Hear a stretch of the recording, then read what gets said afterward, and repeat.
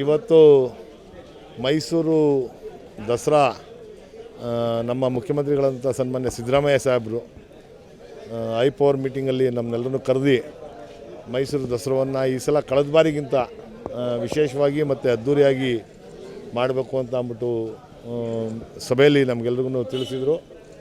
ಅದೇ ರೀತಿ ಈ ಬಾರಿ ಮೈಸೂರು ದಸರಾ ಶುರುವಾಗಿದೆ. ಇವತ್ತು ಏನು ನಿನ್ನೆ ಸಂಜೆ ನಮ್ಮ ಗಜಪಡೆ ಎಲ್ಲವನ್ನು ಮೈಸೂರು ಅರಮನೆ ಅಂಗಳಕ್ಕೆ ಬಂದು ಇಲ್ಲಿ ಎಲ್ಲರನ್ನು ಸೇರಿದ್ದಾರೆ.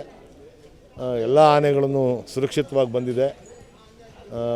ಅಂಬಾರಿ ಬರುವಂಥ ಆನೆ ಅಭಿಮನ್ಯು ಮತ್ತು ಎಲ್ಲ ಥರ ಲಕ್ಷ್ಮಿ, ಭೀಮ, ಮಹೇಂದ್ರ ಎಲ್ಲ ಆನೆಗಳನ್ನು ಇವತ್ತು ಇಲ್ಲಿ ನಮ್ಮ ಮೈಸೂರು ಅರಮನೆ ಅಂಗಳದಲ್ಲಿ ಬಂದು ಸೇರೈತೆ. ಮತ್ತು ಮಾವುತರುಗಳಿಗೆ ವಿಶೇಷವಾಗಿ ಇವತ್ತು ನಾವು ಸನ್ಮಾನ್ಯ ನಮ್ಮ ಮುಖ್ಯಮಂತ್ರಿಗಳಾದಂಥ ಸಿದ್ದರಾಮಯ್ಯ ಸಾಹೇಬರು ಹುಟ್ಟುಹಬ್ಬದ ಪ್ರಯುಕ್ತ ಅವ್ರಿಗೆಲ್ರಿಗೂ ವಸ್ತ್ರವನ್ನು ಕೊಡಬೇಕು ಅಂತ ಅಂದ್ಬಿಟ್ಟು ನಾವು ತೀರ್ಮಾನವನ್ನು ಮಾಡಿ ಎಲ್ಲ ಮಾವುತರುಗಳಿಗೆ ನಾವು ವಸ್ತ್ರವನ್ನು ಇವತ್ತು ಕೊಟ್ಟಿದ್ದೀವಿ.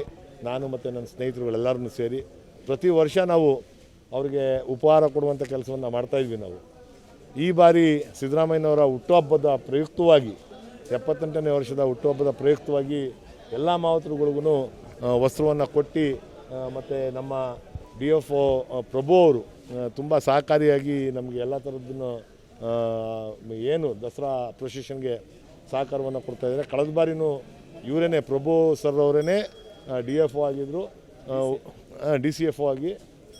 ಮತ್ತು ಕಳೆದ ಬಾರಿ ದಸರಾದಲ್ಲಿ ನೀವೆಲ್ಲರೂ ನೋಡಿದ್ದೀರಿ ಯಾವ ರೀತಿ ಅವರು ಜವಾಬ್ದಾರಿಯನ್ನು ನಿಭಾಯಿಸಿದ್ರು ಅಂತ. ತುಂಬ ಉತ್ತಮವಾದಂಥ ಒಬ್ಬ ಅಧಿಕಾರಿ ಅಂತ ಹೇಳಿದ್ರೆ ತಪ್ಪಾಗಲಾರ್ದು. ಅವರನ್ನು ಕಳೆದ ಬಾರಿ ಏನು ದಸರಾ ಮೆರವಣಿಗೆಯಲ್ಲಿ ಎಲ್ಲರ ಜೊತೆಲೂ ಪಾಲ್ಗೊಂಡು ಎಲ್ಲ ಮಾವುತರುಗಳನ್ನು ಸಮಾಧಾನವಾಗಿ ನೋಡಿಕೊಂಡು ಎಲ್ಲ ಆನೆಗಳಿಗೂ ಏನೇನು ಬೇಕು ಅದಕ್ಕೆ ಟ್ರೀಟ್ಮೆಂಟ್ ಇರ್ಬೋದು ಅವರು ಮತ್ತು ಅವರ ಸ್ಟಾಫ್ ಎಲ್ಲರನ್ನೂ ಬಂದು ಇಲ್ಲೇ ಮೊಕ್ಕು ಮೂಡ್ತಾರೆ.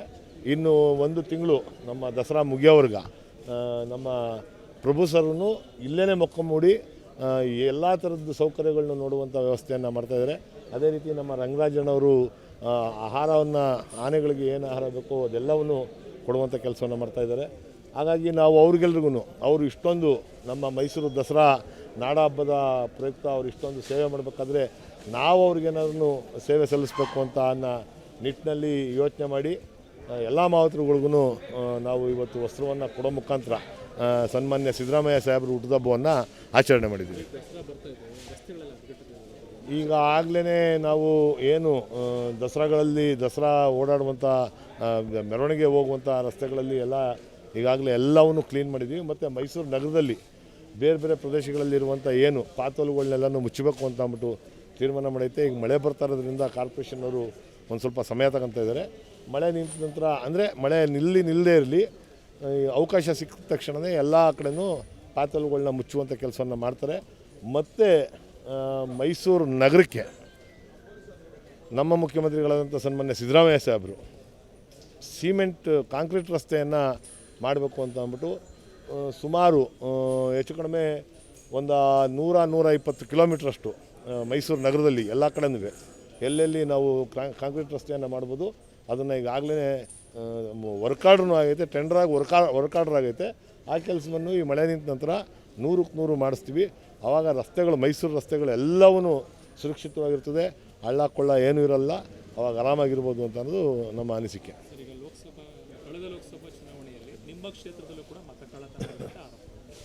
ಈಗ ಅದನ್ನು ರಾಹುಲ್ ಗಾಂಧಿಯವರು ಸಾಕ್ಷಿ ಸಮೇತ ಈಗಾಗಲೇ ಈ ದೇಶದ ಜನತೆ ಮುಂದೆ ಇಟ್ಟವ್ರೆ. ಮತ್ತು ಅದ್ರ ಬಗ್ಗೆ ಕಂಪ್ಲೇಂಟನ್ನು ಕೊಡ್ತಾಯಿದ್ದಾರೆ ಚುನಾವಣಾ ಆಯೋಗದವ್ರಿಗೆ. ಚುನಾವಣಾ ಆಯೋಗದವರು ಯಾವುದೇ ರೀತಿ ಪ್ರತಿಕ್ರಿಯೆಯನ್ನು ಅವ್ರು ಕೊಡದೆ ನಿಮ್ಮಲ್ಲಿ ಏನು ಸಾಕ್ಷಿ ಐತೆ ಕೊಡಿ ಅಂತ ಕೇಳ್ತಾರೆ. ಸಾಕ್ಷಿ ಸಮೇತ ಈಗ ಅವ್ರು ಆಗಲೇ ಕಂಪ್ಲೇಂಟ್ ಮಾಡೋರೆ. ಚುನಾವಣಾ ಆಯೋಗ ಅದ್ರ ಬಗ್ಗೆ ತೀರ್ಮಾನ ತಗೊಳ್ಬೇಕು. ಚಾಮರಾಜ ವಿಧಾನಸಭಾ ಕ್ಷೇತ್ರದಲ್ಲೂ ಮತ ಕಳ್ಳತನ ಆಗೈತೆ ಅಂತ ಅನ್ನೋದು ಎಲ್ಲರನ್ನ ವಾದ.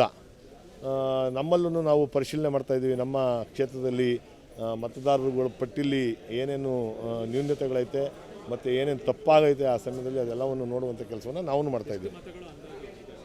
ನನಗೆ ಇಷ್ಟೇ ಮತಗಳು ಅಂತ ಹೇಳೋದಕ್ಕೆ ನನಗೆ ಬರೋದಿಲ್ಲ. ಯಾಕೆಂದರೆ ನಾನು ಇನ್ನೂ ಅದ್ರ ಬಗ್ಗೆ ಪರಿಶೀಲನೆ ಮಾಡಿದ ಮತ್ತು ಅದ್ರ ಬಗ್ಗೆ ಪೂರ್ಣ ಪ್ರಮಾಣವಾದಂಥ ಮಾಹಿತಿನ ತಗೊಂಡು ನಾನು ಮಾತಾಡ್ತೀನಿ.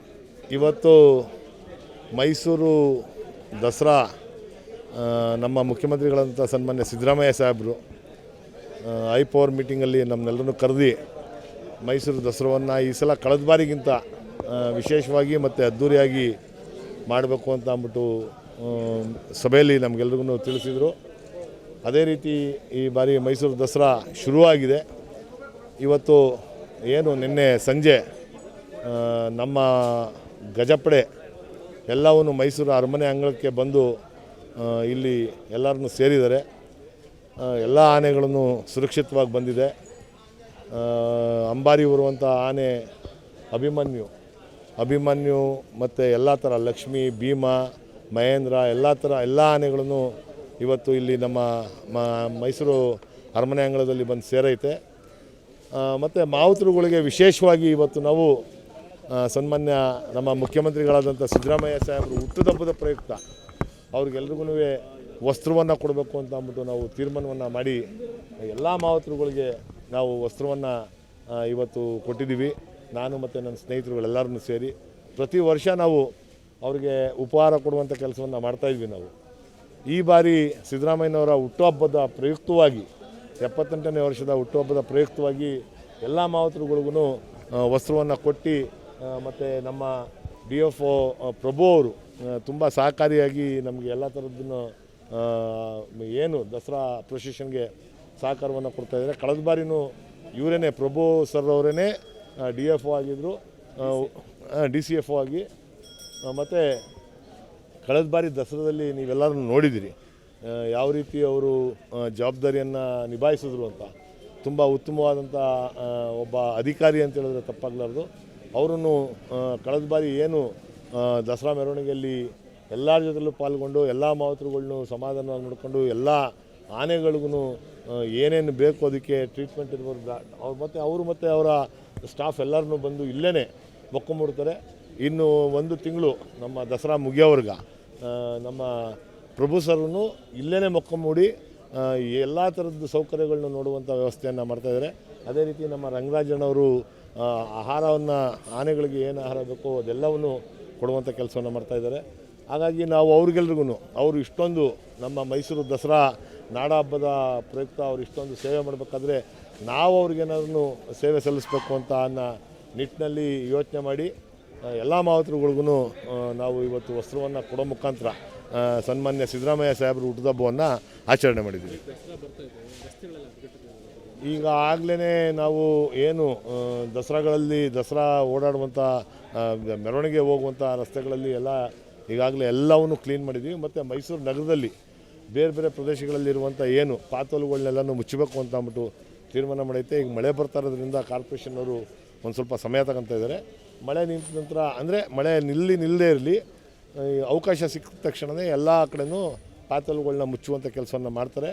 ಮತ್ತು ಮೈಸೂರು ನಗರಕ್ಕೆ ನಮ್ಮ ಮುಖ್ಯಮಂತ್ರಿಗಳಾದಂಥ ಸನ್ಮಾನ್ಯ ಸಿದ್ದರಾಮಯ್ಯ ಸಾಹೇಬರು ಕಾಂಕ್ರೀಟ್ ರಸ್ತೆಯನ್ನು ಮಾಡಬೇಕು ಅಂತ ಅಂದ್ಬಿಟ್ಟು ಸುಮಾರು ಹೆಚ್ಚು ಕಡಿಮೆ ಒಂದು 100-120 ಕಿಲೋಮೀಟ್ರಷ್ಟು ಮೈಸೂರು ನಗರದಲ್ಲಿ ಎಲ್ಲ ಕಡೆನೂ ಎಲ್ಲೆಲ್ಲಿ ನಾವು ಕಾಂಕ್ರೀಟ್ ರಸ್ತೆಯನ್ನು ಮಾಡ್ಬೋದು ಅದನ್ನು ಈಗಾಗಲೇ ವರ್ಕ್ ಆರ್ಡ್ರೂ ಆಗೈತೆ, ಟೆಂಡ್ರಾಗಿ ವರ್ಕ್ ಆರ್ಡ್ರ್ ಆಗೈತೆ.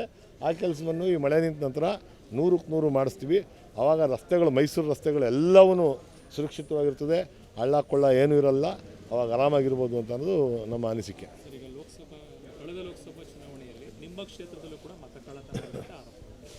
ಈಗ ಅದನ್ನು ರಾಹುಲ್ ಗಾಂಧಿಯವರು ಸಾಕ್ಷಿ ಸಮೇತ ಈಗಾಗಲೇ ಈ ದೇಶದ ಜನತೆ ಮುಂದೆ ಇಟ್ಟವ್ರೆ.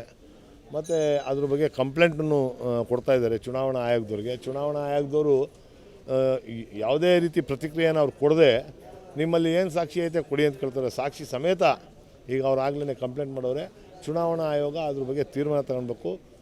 ಚಾಮರಾಜ ವಿಧಾನಸಭಾ ಕ್ಷೇತ್ರದಲ್ಲೂ ಮತ ಕಳ್ಳತನ ಆಗೈತೆ ಅಂತ ಅನ್ನೋದು ಎಲ್ಲರನ್ನ ವಾದ.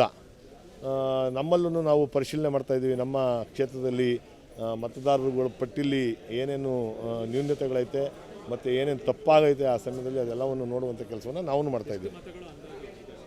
ನನಗೆ ಇಷ್ಟೇ ಮತಗಳು ಅಂತ ಹೇಳೋದಕ್ಕೆ ನನಗೆ ಬರೋದಿಲ್ಲ. ಯಾಕೆಂದರೆ ನಾನು ಇನ್ನೂ ಅದ್ರ ಬಗ್ಗೆ ಪರಿಶೀಲನೆ ಮಾಡಿಲ್ಲ ಮತ್ತು ಅದ್ರ ಬಗ್ಗೆ ಪೂರ್ಣ ಪ್ರಮಾಣವಾದಂಥ ಮಾಹಿತಿನ ತಗೊಂಡು ನಾನು ಮಾತಾಡ್ತೀನಿ.